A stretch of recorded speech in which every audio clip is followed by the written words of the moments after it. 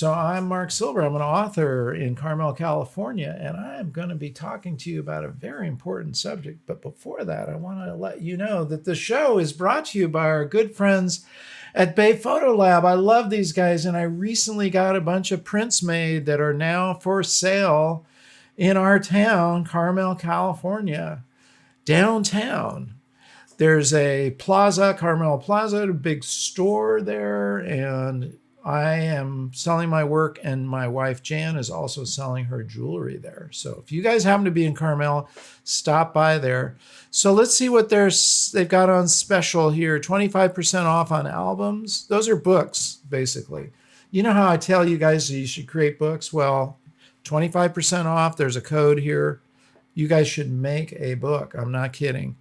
Canvas wraps, I've got one of those. Those are pretty cool. Also 25% off. And as always, 25% off on your first order. So after the show, not now, but after the show, head over to Bay Photo Lab and get your order in there. Okay. I want to remind you guys that you should subscribe and enable the bell. Consider doing that right now. Even if you haven't heard what I have to say, you're going to want to hear everything else. So it's a good idea. All right, let's talk about, like I said, the most important part of the whole process of what you're doing isn't your gear. It's not even like how you edit your work. The most important part is your own creativity. Now, what gets in the way of creativity? First of all, let me just tell you this. This is a subject I've been studying. I'm not going to tell you how long, but decades, many, many decades. And I've conducted well over 1,000 hours of interviews with some very talented and creative people. Most of them are photographers, but not all of them. I've talked to people like Nancy Cartwright, who is the voice of Bart Simpson and numerous other voices. I've talked to people like David Campbell, who has produced or actually created his own 480 gold and platinum albums. His son is Beck. You've probably heard of him. Mark Isham, very well known, does Hollywood scores on all sorts of movies. Very, very talented people. Chris McCaskill is the founder of Smugmug. I mean, I could go on and on. Chris Burkhardt, incredible photographer. I've talked to all these people and spent the last, let's call it a decade, sifting this all down. Like, what is the creative process? How does this all come to be? I love to figure things out. I really do. I like to figure out systems. And I wrote this book. Now, how this all has come about recently, why are we talking about this book now? Because it's going through a new printing. And in the process of printing it, I changed the title. We changed the title to be much more meaningful. In the process of doing that, I actually discovered a lot of things that I already knew, but I refined them. And that's what I'm going to talk to you guys about. So the book is now called, I'm actually not going to tell you because that's kind of taken away my punchline. What do you think? If you want to put this in the chat, that's fine. But I want you to think about this while I'm talking to you right now. What do you think is one of the biggest barriers to your creativity? What gets in the way more than anything else? I'll give you guys a second to think about that. Is it that you don't have something? You're missing a component? You need to learn something? It could be. But the very, very biggest point, obstacle that stands in your way, that's an unseen force pushing against you, is that real to you, that there's something that just pushes you away from your highest creativity, your highest level of creativity? It's real to me. I have to deal with this every day. I feel like I'm wrestling a gorilla, an 800-pound gorilla that's interfering with my creative process. And I know that. And there's a lot that I do to counteract that in my own life. But there is an 800-pound gorilla that's pushing back, that's dampening our creative skills and our ability. Well, somebody's got it pretty close here. Pinkadink, you got it pretty close. But here's the deal. That thing that is the enemy of creativity. Now, there's a great author named Seth Godin, and he wrote, the enemy of creativity is fear. Fear pushes you down. It pushes you away. It can actually stifle you from even starting. Have you ever stood like you're ready to jump off into a lake and you're on a ledge or something, and you just stand there kind of paralyzed, going, I hope there's no weird rock or branch or something like that? If you saw the movie Coda, the great scene, oh, that's a fantastic movie, by the way. I highly recommend that. I mean, it won the Best Picture. I knew it was the Best Picture when I saw it. But there's a scene of them jumping off a granite quarry, I think. And, it's just amazing what fear will do to you, because fear will paralyze you and it'll cause you to go in the wrong direction. When you should be moving forward, it'll tell you to go back.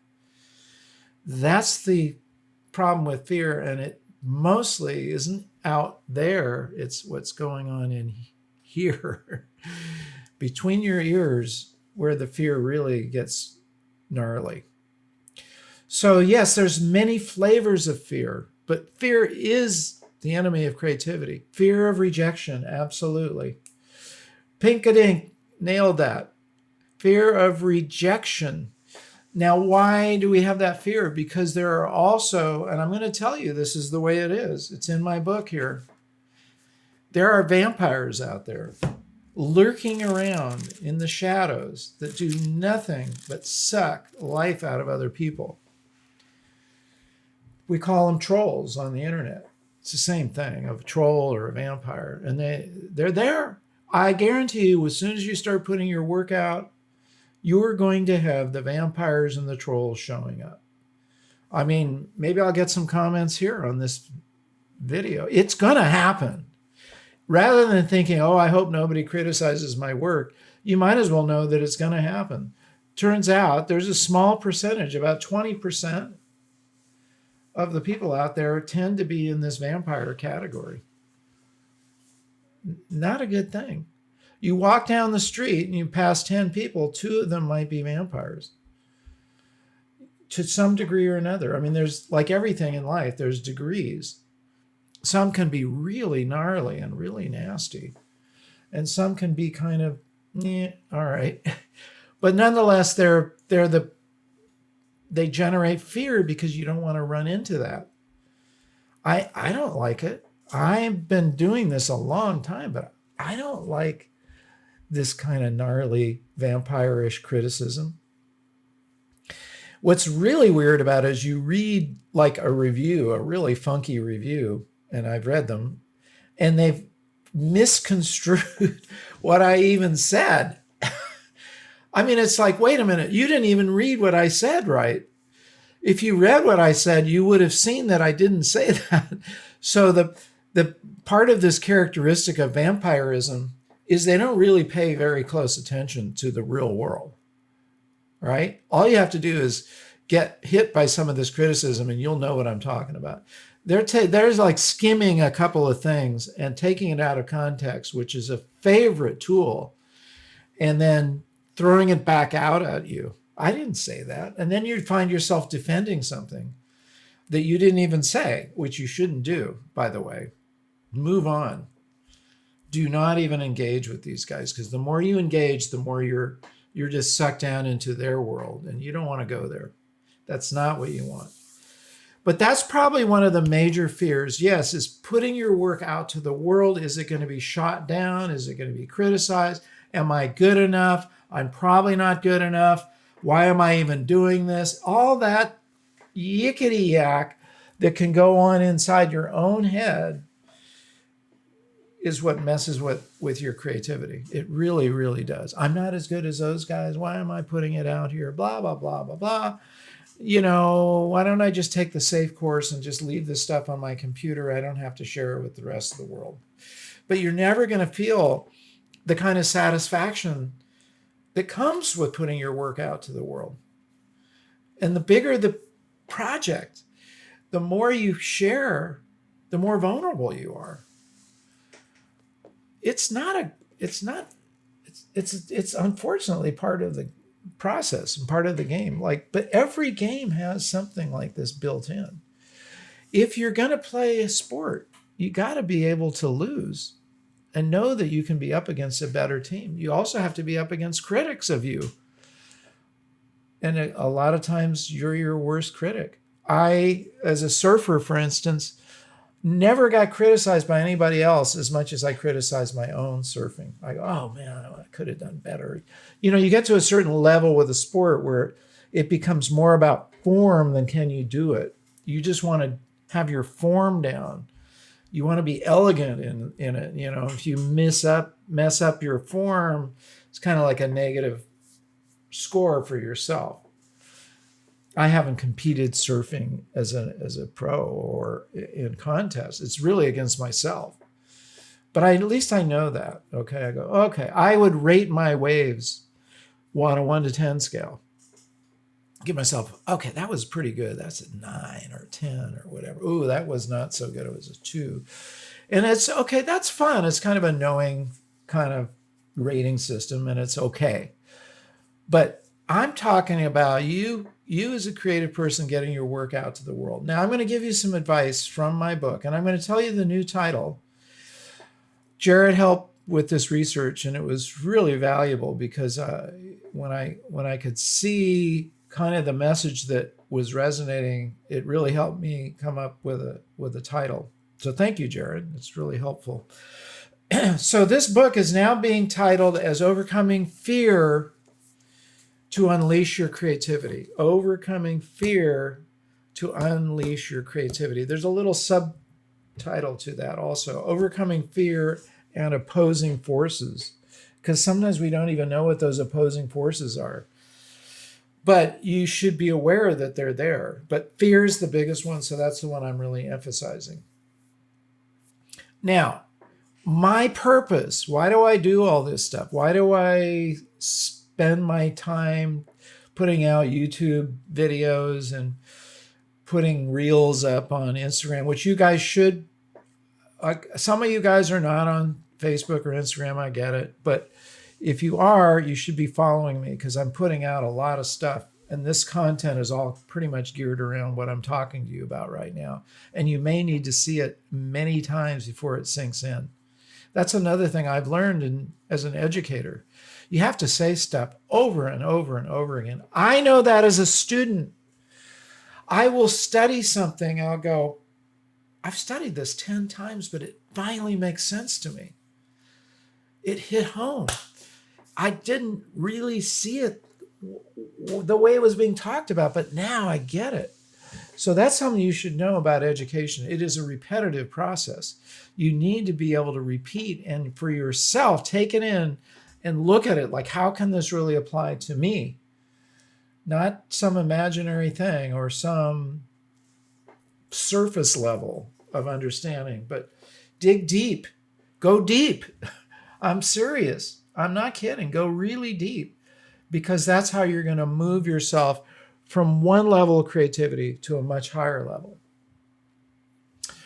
My purpose is to help you overcome fear and other opposing forces to unleash your creativity. Unleash it. I really believe you can do that. And I'm a kind of a walking example of that. Have I fully unleashed my creativity? Absolutely not. When I start putting myself on, this isn't negative stuff, but I think of, Leonardo da Vinci or any of these, Picasso, or just name a fantastic artist who's just put a ton of amazing work out there. I know how far I have to go. I'm nowhere near that, but I'm working towards it. And I can do that without shooting myself down. It's like I can motivate myself to move forward. Very different than using it as a way to stop. It's actually using it as a way to go, to move forward. Okay.